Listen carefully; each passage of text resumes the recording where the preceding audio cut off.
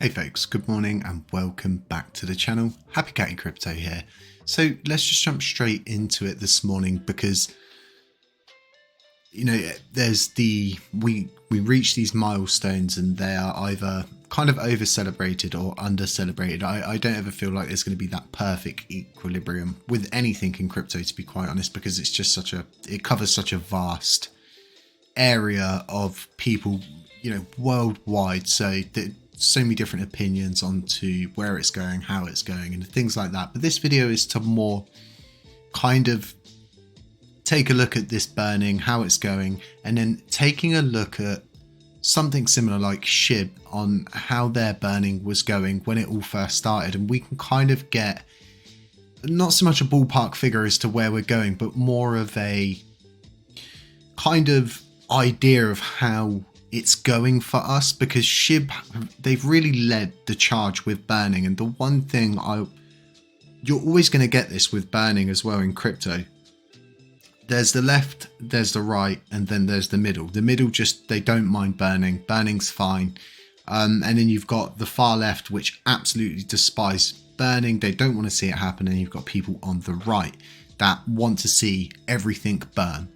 So you're just never going to get these kind of nice equilibriums. So just before we jump over to this article, I've just got to kind of like chuckle about this, because there is a proposal kind of floating about saying about burning. I think it's all the USTC in the Oracle pool that remains, for the specific reason of not allowing any more to be more or less minted from that pool into the current community's hands. It's a little bit far-fetched, but this is funny because, you know, if we burn all of the LUNC in the Oracle pool, you can kind of guess where this is going. But if you can't, the Oracle pool is our lifeline. It's everything. It gives us the ability to have a running system. It makes validating the blockchain profitable for those doing it, so they have a reason to do it. Without people validating the blockchain will simply not exist. Voy a la playa, había subido la marea. It won't be profitable. It won't be interesting. We're very fortunate to have a bulky Oracle pool. So moving forward, and you know, there's loads of these articles floating around. You don't have to be really browsing too heavily to see things like this come across, and no doubt you're following it. But 50 billion, it's a good milestone. We need to just take these little wins where we can. And I've seen Cremation Coin have been making new headway. They've incinerated 265 million LUNC. Lunatics token they've burnt a huge amount of coins as well. So there's loads of these different kind of coins that you can just create a coin, get people to buy it, and then have liquidity to burn. It really is that simple. If you want to do something like that, no one can stop you from doing it. That's the beautiful thing about crypto.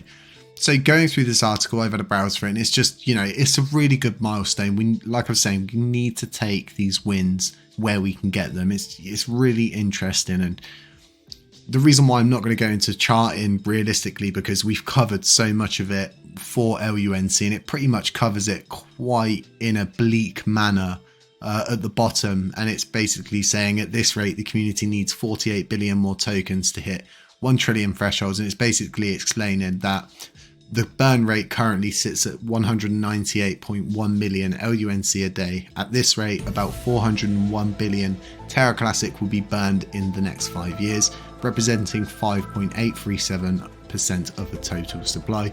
It kind of throws a bleak outlook on it, so to speak. But I think it's quite important for us to never ever, as people, because we're burning, a lot of us are burning and have, you know, the motive's there and it's never going away. So we should just embrace things like this and try do as much as we can for burning. So just before we move over to this SHIB kind of chart, I want to, a way that we really could chew through coins is by making burning profitable. And I think we've gone over this once or twice here before, but prior to the collapse, you had UST, and you could mint some of that UST, okay, and you would pay the going rate in Luna the protocol would take those coins and burn them. This would constrict the supply from both sides, right? And we've been through this before. So you take one from USTC and you would give one to Luna. If you took one from Luna, you would give it back to UST, making it a stable supply, even though you're burning. And there could be some way we could come up with some sort of system that works in the similar manner that the algorithm already understands and it's already been more or less coded in. You could achieve so much with such a little amount of work, and at the same time you would possibly have a chance of either saving USTC and Luna Classic, or creating a whole new coin and just going off liquidity from that, pre-sales, you know, that kind of thing, having a lock supply. We've seen loads of these proposals recently about locking the supply, having a lock supply and all these different things, but obviously we need to get it down to a level where we can lock it in.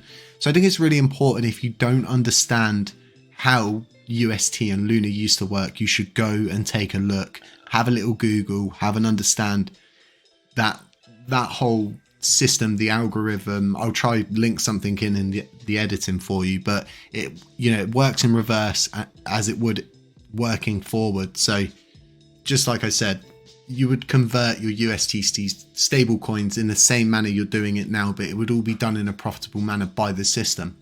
You didn't really have to put any work in to do this, and people used to really use this to a high effect, and it made the whole situation profitable. So moving over to this Shiba burn tracker, and the reason why I'm using this is because it has a charting setup where it shows the monthly summary of burns from the start of time. We can even see Vitalik's huge burn that he performed. That's a whole different story in itself, but you can see that burning was more or less not really that interesting to a lot of people in the start, if that makes sense. You can see the token burns, these are over each month, so each line represents a month in a year, and you can see there's not a huge interest in burning until all of a sudden you see this huge, you know, 4.1 trillion burn from Vitalik, and then all of a sudden it starts to get more and more interesting. More people want to burn. All of a sudden you can see the numbers kicking up in burns. More people wanted to burn, and what I don't want to see, and that's kind of the point of this video, is that we don't really want to get to a point where we want to burn all of these coins, but they're just out of our reach financially. The liquidity would just be like, SHIB's liquidity is absolutely insane. As you can see here on the end,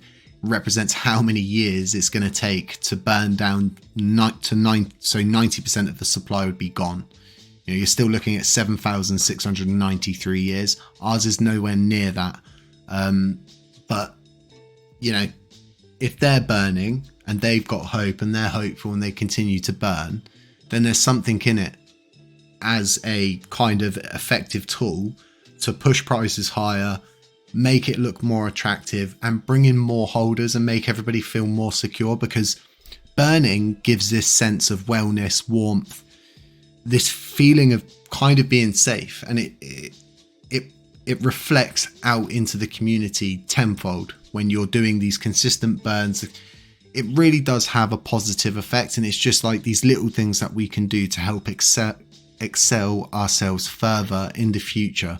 So it's all kind of stuff to absorb, stuff to think about, stuff to take in, and stuff realistically to actually think about, instead of just throwing up a video of going, you know, we've burned 50 billion, yay. Instead we're saying, look, we've burned 50 billion, this is great, let's look at Shiba. And to be quite honest, we're doing pretty good in comparison to this.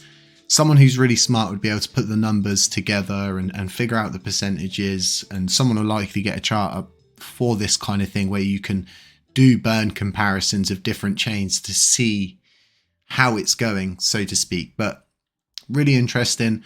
I haven't really got anything else for you folks this morning. A few more videos coming out later on during the day. I'm going out for some of the day, and I'm going to be out the majority of this weekend as well, doing physio and other stuff like that. But like I said, different kinds of videos, really trying to absorb information, really taking deeper little dives into things, and still trying to keep the videos relatively short at a length that's absorbable for all, because no one wants a 15-20 minute video of me rambling on about different things. But I thought this was all relative instead of just putting up a junk clickbait video. Folks, have a really nice day wherever you are. Beware of scammers, beware of doppelgangers, beware of anybody pretending to be me. None of this is financial advice. It's all for educational purposes only. And we'll catch you in the next one.